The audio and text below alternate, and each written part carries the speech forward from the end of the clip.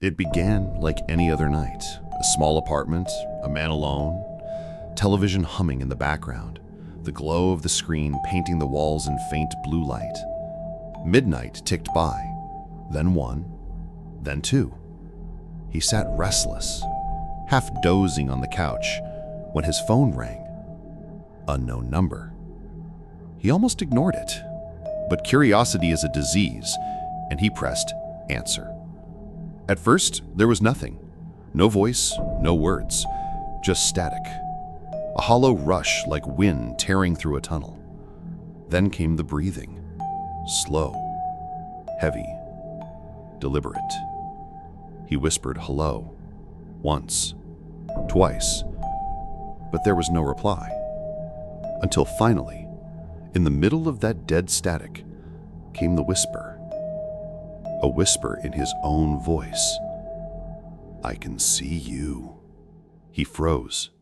The call ended. The phone slipped from his hand. His chest tightened with panic, but he forced himself to laugh, forced himself to believe it was a prank. Somebody messing with him. He turned off the TV, crawled into bed, tried to sleep. But at exactly 3:17 a.m., the phone rang again. The same number. He picked up, hands trembling, and this time, he didn't hear static. He didn't hear breathing. He heard himself, his own voice. "Don't look at the window." His blood iced over. He stared at the ceiling, refusing to move. But something inside him, some awful compulsion, forced his eyes to drift toward the glass.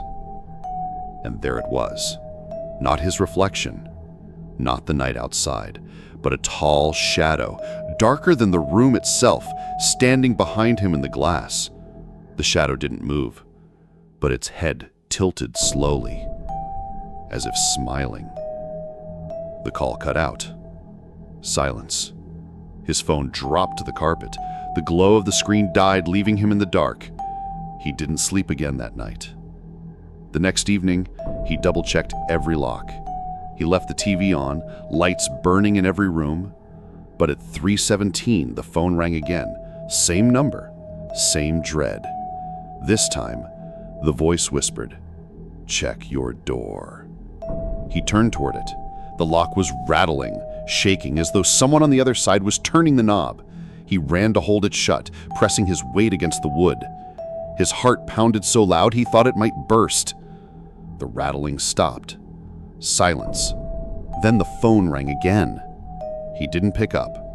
He left it buzzing on the floor, vibrating against the tiles. It rang for over an hour before finally dying. By the third night, he was too afraid to answer. He unplugged the landline. He removed the SIM card from his cell. He told himself he was free. But at 3:17, the phone lit up anyway. No SIM, no service. Just one word glowing on the screen. Answer. He sat frozen, sweat dripping down his neck, staring at that word. Against every instinct, he pressed the button. This time, the voice was clear, calm. It was his own voice again. Turn around. He didn't. He refused. He stayed rigid in his chair, eyes locked on the wall. But in the glass of the darkened TV screen in front of him, he saw it. A shape. A figure standing right behind him, just out of reach, taller than any person should be. Faceless. Unmoving. He dropped the phone. It hit the floor, the line still open, still recording. The last thing captured was the sound of his chair scraping, his gasp, and footsteps. Heavy, deliberate, dragging closer. Then, silence. When police entered his apartment the next morning, it was empty. His phone was on the floor, screen cracked but still glowing with that single word. Answer. The window was open, curtains blowing in the cold dawn air, but he was gone. No sign of a struggle, no trace at all. The neighbors said they sometimes heard ringing in the night. Not their phones, but something deeper. A sound like a bell far away, echoing through the walls. A sound that stopped exactly at 3:17. And then the reports spread. Other people began receiving the calls, first just static, then the whispers, always in their own voice.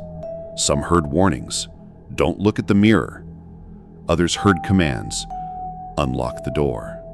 Some swore they saw shadows moving in their windows, reflections that didn't belong to them. One woman claimed her phone rang even with the battery removed. Another said the word "answer" appeared on her microwave display, glowing red in the dark. A man reported hearing the call through his baby monitor, his own voice whispering to his infant in the crib. No one who ignored the calls for long was seen again. Their houses stood empty, doors locked, windows open. Phones left behind on the floor, screens cracked, glowing with that single word, "answer." The legend calls it the last phone call. It doesn't matter what kind of phone you own. It doesn't matter if it's turned off, broken, or thrown away. When the clock strikes 3:17, if it's your turn, the ringing will start.